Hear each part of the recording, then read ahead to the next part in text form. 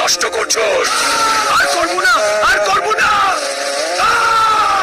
মা, বাবা, এই দেখো আমার জব হয়ে গেছে। এখন থেকে বাবা তোমার আর কাজ করা লাগবে না। ভাইয়া, কি বলো? সত্যি তোমার জব হয়ে গেছে? এই, ওর জব হয়েছে তাতে তোর সমস্যা কি? যা এখান থেকে। আরে, তুমি মেয়েটার সাথে এমন ব্যবহার করো কেন? মা বাবা আমার সাথে এমন কেন করে? এমন ভাবে ব্যবহার করে মনে হয় আমি তাদের সৎ মেয়ে। মা, বাবা, মিলি কোথায়? আমরা তো খেতে বসলাম।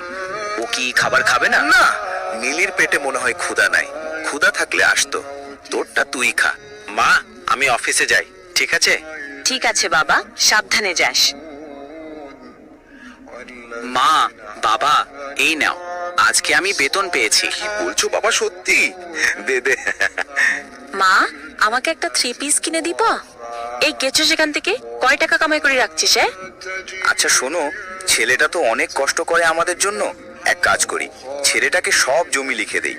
মেয়েটা তো পরের বাড়ি চলে যাবে, ওর লাগবে না। আচ্ছা, তাহলে কালকেই পাটোয়ারি সাহেবকে ডাকো। পাটোয়ারি সাহেব, আপনাকে আসতে বলছি এই কারণে যে আমরা কখন মরে যাই তার তো ঠিক নেই। তাই আমাদের সম্পত্তিগুলো ছেলের নামে লিখে দেই। এই নেন দলিল। হ্যাঁ, সব তো ঠিক আছে, খালি ওদের সই লাগবে। আচ্ছা বাবা, তুমি এখানে একটা সই দাও তো। ঠিক আছে আঙ্কেল। মিলি, এবার তুই সই দে। না আব্বা, আমি সই দেব না। আমার কি কোনো হক নাই? সব সম্পত্তি ভাই পাবে, আমি পাবো না? কি হলো ভাইয়া, তুমি চুপ কেন? বাবা এগুলো কি বলছে? সব তোমাকে দেবে, আমি কি পাবো না? বাবা তো ঠিকই বলছে। তুই মেয়ে মানুষ, সয় সম্পত্তি দিয়ে তুই কি করবি? এখানে সই দে। আব্বা, আমি আল্লাহর কাছে বিচার দিলাম, তোমরা আমাকে ঠকিয়েছো। তো বাবা, তুমি যে আমার মেয়েকে বিয়ে করবে, তুমি কি করো? আঙ্কেল, আমি একটি মসজিদের ইমাম, মসজিদে নামাজ পড়াই। সামান্য ইমাম, আর আইসো আমার মেয়েকে বিয়ে করতে? এক্ষুনি বেরিয়ে যাও।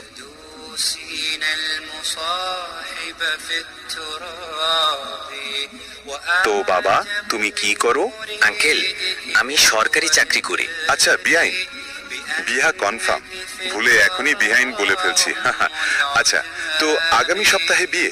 আচ্ছা ঠিক আছে ভাইজান।